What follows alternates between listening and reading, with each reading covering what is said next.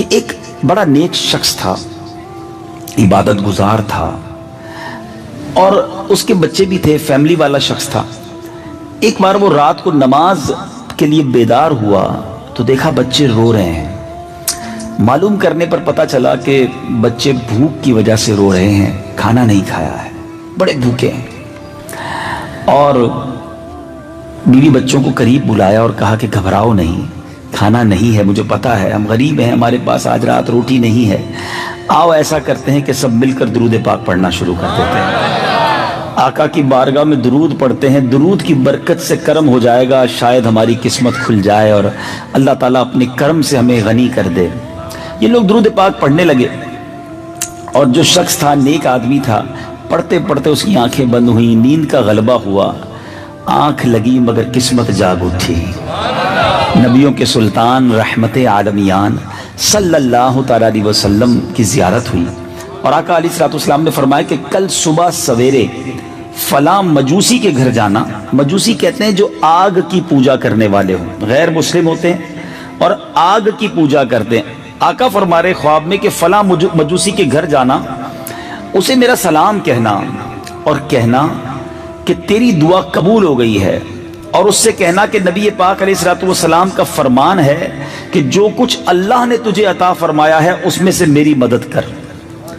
اس پر وہ شخص جاگ گیا مگر حیران تھا کہ نبی پاک کسی غیر مسلم کے گھر مجھے بھیج سکتے ہیں، کسی مجوسی کو سلام کہہ سکتے ہیں، بڑی عجیب بات ہے۔ لیکن نبی پاک ہی تھے خواب میں، کیونکہ ایک بڑی خوبصورت بات آپ کو بتاؤں کہ جس نے خواب میں پیارے آقا کو دیکھا اس نے حق دیکھا، کیونکہ شیطان نبی پاک کی صورت میں نہیں آ سکتا ہے، ٹھیک ہے؟ لیکن کنفیوز تھا، پھر سو گیا، ہیزیٹیشن تھی، تذبذب تھا، ڈبل مائنڈڈ تھا۔ اب سویا، پھر خواب میں نبی پاک تشریف لائے، فرمایا جاؤ مجوسی کے پاس، میرا سلام دو، اس کو کہو تمہاری مدد کرے اور یہ بھی کہنا تمہاری دعا قبول ہو گئی ہے۔ اب جب اٹھا تو کنفرم ہو گیا کہ آقا نے بھیجا ادھر ہی ہے۔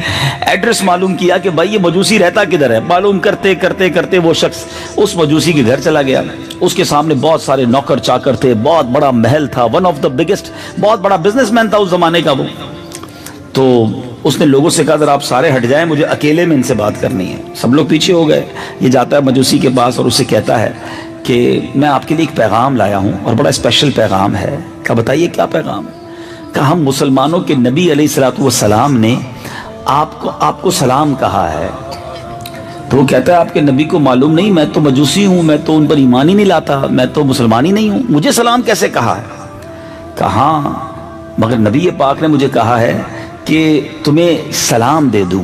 تو کہا اچھا کچھ اور بھی انہوں نے فرمایا؟ کہا ہاں یہ بھی فرمایا ہے کہ تمہاری جو دعا ہے نا وہ قبول ہو گئی ہے، اور تمہیں یہ بھی کہا ہے کہ میں غریب آدمی ہوں، تمہیں جو اللہ نے دیا اس میں سے میری مدد بھی کرو۔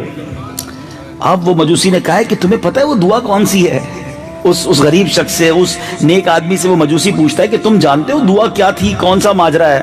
کہتا مجھے کچھ نہیں پتا، میں نے خواب میں 3 باتیں سیکھی ہیں، سنی ہیں، تمہیں سلام دینا ہے، یہ بتانا ہے دعا قبول ہو گئی ہے، تیسرا یہ بتانا ہے کہ میری مدد کرو۔ اس مجوسی نے کہا چلو اندر آؤ میں تمہیں بتاتا ہوں۔ ہاتھ پکڑا اور اپنے کمرے میں لے گیا۔ جیسی کمرے میں داخل ہوئے نا، مجوسی نے کہا اپنا ہاتھ لاؤ، اس کے ہاتھ پہ ہاتھ رکھا اور اشہد ان لا الہ الا اللہ واشہد ان محمدن عبدہ ورسولہ، کلمہ پڑھا، کہتا ہے گواہی دیتا ہوں اللہ کے سوا کوئی معبود نہیں اور محمد صلی اللہ علیہ وسلم اللہ کے آخری نبی رسول ہیں۔ اب جب یہ گواہی دے دی مسلمان ہو گیا، تو اب اس نے کہا کہ تمہیں معلوم ہونا چاہیے کہ میں نے ایمان لایا ہوں، ماجرا کیا ہے۔ مگر رکو پہلے، اس نے اپنے سارے دوستوں کو، سارے کاروباری لوگوں کو بلایا اور لوگوں کو کہا دیکھو بھائی میں مسلمان ہو گیا ہوں، آج کے بعد مجھ سے کاروبار وہی کر سکتا ہے جو مسلمان ہوگا، ٹھیک ہے؟ جس نے کلمہ پڑھنا ہے کلمہ پڑھ لے، ورنہ آج سے میرا تمہارا کاروبار ختم۔ کئی لوگوں نے کلمہ پڑھنا شروع کر دیا، کئی لوگ مسلمان ہو گئے۔ وہ اتنا بڑا تاجر، اس نے توبہ کر لی اور لوگ توبہ کرنے والے ہو گئے، نوکر چاکر ایمان والے ہو گئے۔ اب اس نے اپنے بیٹے کو بلایا، کہا بیٹا دیکھو تیرا میرا رشتہ ضرور ہے مگر اب میں مسلمان ہو گیا ہوں، اگر تو مسلمان ہو جاتا ہے تو ٹھیک ہے، ورنہ آج سے تیرا میرا تعلق بھی ختم۔ بیٹا کہتا ہے ابا جان میں آپ کی مخالفت کیسے کر سکتا ہوں، آپ نے ایمان قبول کیا، میں بھی اسلام قبول کرتا ہوں۔ بیٹا بھی مسلمان ہو گیا، بیٹی کو آواز دی۔ اچھا کمال یہ ہے کہ یاد رکھیے مجوسی جو مذہب ہے نا، اس میں بیٹا اور بیٹی، بہن اور بھائی کی شادی ہو سکتی ہے۔ باپ نے کچھ دنوں پہلے ہی اپنے بیٹے اور بیٹی کی شادی کی تھی، تو بیٹی کو بلا کر کہا کہ بیٹی میں جو ہے وہ ایمان لے آیا ہوں، تمہارا شوہر بھی جو میرا بیٹا ہے وہ بھی ایمان لے آیا ہے، اور اسلام میں بھائی بہن کی شادی الاؤ نہیں ہے، اب تم بتاؤ تم نے کیا کرنا ہے۔ کہا ابا جان جس دن سے بھائی سے شادی ہوئی ہے اس دن سے مجھے دل سے اچھا نہیں لگ رہا کہ یہ کیا ہوا ہے۔ ابو جان میں بھی کلمہ پڑھتی ہوں اور مسلمان ہوتی ہوں۔ دونوں بھائی بہن میں بھی جدائی ہو گئی۔ اب وہ بھائی بہن تھے، ظاہر ہے یہ تو حرام کام تھا، غلط کام تھا۔ اب وہ بندہ جو پیغام لایا وہ ہکا بکا شوق کے معاملہ کیا ہے، ایک کے بعد ایک مسلمان ہوتا چلا جا رہا ہے، مجھے تو بتاؤ وہ معاملہ کیا ہے، وہ پیغام کیا تھا، وہ دعا کیا تھی، وہ راز کیا تھا۔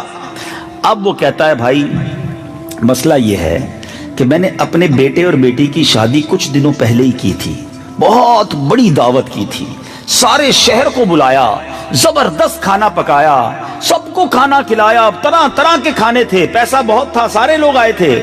کہتا ہے جب شادی سے فارغ ہو کر میں اپنے فرش پر اپنے بیڈ پر جا کر لیٹا تو میرے پڑوس میں ایک بیوہ عورت رہتی ہے، اس کی چھوٹی چھوٹی بچیاں ہیں اور وہ سب سید زادیاں ہیں، مسلمانوں کے نبی کی اولاد سے ہیں۔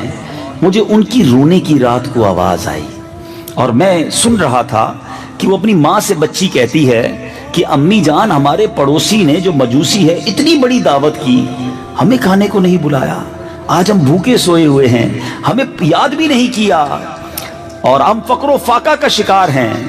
اب یہ شخص کہتا ہے جب میں نے یہ سنا کہ میرے بالکل برابر میں غریب لوگ رہتے ہیں اور وہ ٹھیک ہے میں مسلمان نہیں ہوں مگر ان کا تو نبی کی آل سے تعلق ہے، وہ آقا کی آل سے ہیں، مسلمانوں کے نبی کی اولاد سے ہیں۔ کہتا میں کھانا لیا، کپڑے لیے، راتوں رات میں نے سارا سامان ارینج کیا اور میں اس غریب گھرانے میں پہنچ گیا، جا کر میں نے کھانا بھی پیش کیا، کپڑے بھی پیش کیے، اور جب ان کو دیا تو بچیاں امی سے کہتی ہیں امی جان ہم کیسے کھائیں، یہ تو غیر مسلم کے گھر کا کھانا ہے، یہ لے تو آئے ہیں مگر ہم کیسے کھائیں۔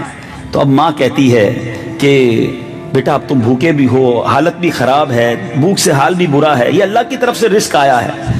تو بیٹیاں کہتی ہیں امی جان ہم کھانا تو اس وقت تک نہیں کھائیں گے جب تک اللہ تعالیٰ اس مجوسی کو اسلام کی دولت نہ دے دے۔ اب اور ہمارے جد امجد ہمارے آقا ان کو اس کو جنت میں داخلہ نہ عطا فرما دیں۔ اب ان سید زادیوں نے ہاتھ اٹھایا، وہ مجوسی دیکھ رہا ہے کہ آل رسول غریب بچیاں جو ہیں اللہ کی بارگاہ میں دعا کر رہی ہیں، اے اللہ ہمارے اس پڑوسی کو اسلام کی دولت دے دے، اے رب کریم ہمارے آقا علیہ الصلوۃ والسلام کی اس کو شفاعت نصیب فرما۔ بچیاں دعا کرتی جاتی، ماں آمین کہتی جاتی ہیں۔ اب یہ مجوسی جو ہے واپس آ گیا، کہتا ہے میں تو ابھی آیا ہی ہوں، رات سویا ہوں اور صبح تم نبی پاک کا پیغام لے کر آ گئے ہو اور آقا نے کہا ہے دعا قبول ہو گئی ہے، تو سنو ایمان تو تمہارے سامنے قبول کر لیا ہے، اب امید ہے جنت میں بھی نبی پاک ساتھ ہی لے جائیں گے۔ اب سنو میں تمہارے ساتھ پورا پورا تعاون کروں گا۔ اب یہ دوسرا غریب آیا تھا نا، پہلے تو سید زادیوں کی مدد کی تھی، اب ایک اور پیغام لے کر جو نیک شخص غریب آدمی آیا تھا، کہا تمہارے ساتھ پورا تعاون کروں گا، دیکھو میں نے اپنے بیٹے بیٹی کا نکاح کیا تھا، آدھا مال تو انہیں دے دیا تھا، آدھا اپنے پاس رکھ لیا ہے، اب تو پھر دونوں میں جدائی ہو گئی ہے، سنو ہمارے پاس آدھا کافی ہے، میرا آدھا مال تم لے جاؤ، اپنے بچوں کی مدد کرتے چلے جاؤ۔ امیت اسلامی بھائیو یہ سعادت الدارین نامی کتاب میں بھی واقعہ موجود ہے۔ اب صرف اس ایک واقعے پر میں آج بیان کر لوں تو کافی ہے، اس میں ہی اتنے سارے مدنی پھول ہیں کہ آج اب سوچتے چلے جائیں کہ اس ایک واقعے میں کتنے درس ہیں۔ سب سے پہلی بات، نیک شخص تھا، پرہیزگار تھا، مگر اللہ کی رضا پر راضی رہتا تھا، کھانے کو نہیں تھا مگر زبان پر شکوہ بھی نہیں تھا، یہ نہیں کہتا تھا یا اللہ میں نمازیں بھی پڑھتا ہوں، میں درود بھی پڑھتا ہوں، میں روزے بھی رکھتا ہوں، مگر بچوں کو کھانے کو بھی تو نے کچھ نہیں دیا، شکوہ نہیں تھا، شکایت نہیں تھی، اس حال میں بھی رب کی رضا پر وہ راضی تھا۔ شاعر لکھتے ہیں نا زباں پر شکوے رنج و علم لایا نہیں کرتے، زباں پر شکوے رنج و علم لایا نہیں کرتے، نبی کے نام لیوا غم سے گھبرایا نہیں کرتے۔